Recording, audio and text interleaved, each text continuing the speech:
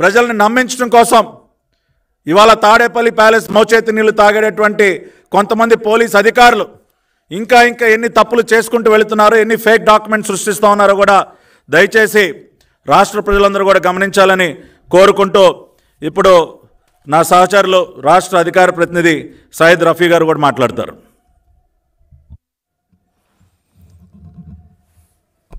అందరికీ నమస్కారం.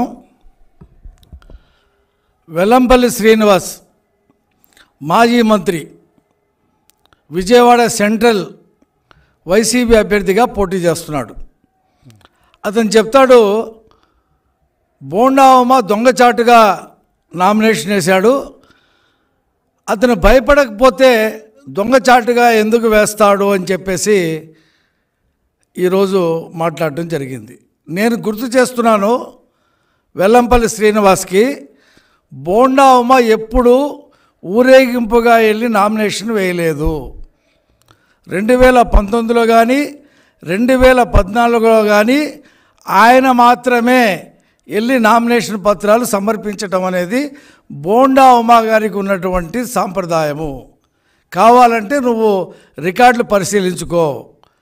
24 ఓట్లు తేడాతో, అది కూడా పోస్టల్ బ్యాలెట్ని ఆలస్యంగా లెక్కగట్టి గోలుమాల్ చేసి ఓడించినటువంటి అభ్యర్థి బోండా ఉమా మొన్న 2019లో. ఈసారి 25,000 నుంచి 30,000 ఓట్ల వరకు మెజార్టీతో బోండా ఉమా గెలవబోతా ఉన్నాడు. నువ్వు తల కింద కాళ్ళు పైన పెట్టి తపస్సు చేసినా నువ్వు గెలిచే పరిస్థితి లేదు. బోండా ఉమాని ఓడించడం నీ వల్ల అయ్యే పని కాదు. నీ అవినీతి భాగోతం మొత్తం ఆంధ్రప్రదేశ్ ప్రజలందరికీ ఏ రోజైతే 3 సింహాలు, వెండి సింహాలు మాయమైపోయాయో ఆ రోజే నీ అవినీతి భాగోతం రాష్ట్ర వ్యాప్తంగా తెలిసిపోయింది.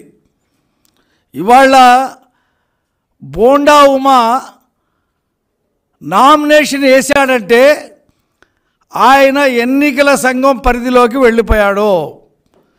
ఈ రాష్ట్ర పోలీసులకి అధికారం లేదు.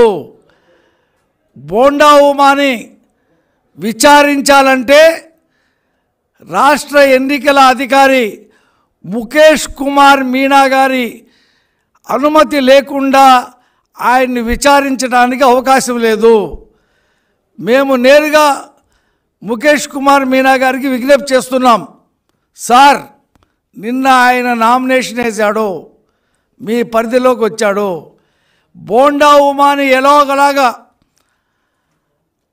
అరెస్ట్ చేసి ఆయన ఎన్నికలు అయ్యే వరకు జైల్లోనే ఉంచి ఎన్నికల్లో డబ్బు కుమ్మరించి అక్రమాలు చేసి గెలవాలని చెప్పి వెల్లంపల్లి శ్రీనివాస్ ప్రయత్నం చేస్తున్నాడు. కాబట్టి ఈ ఎన్నికల్లో వాళ్ళ ఆటలు సాగనివ్వకుండా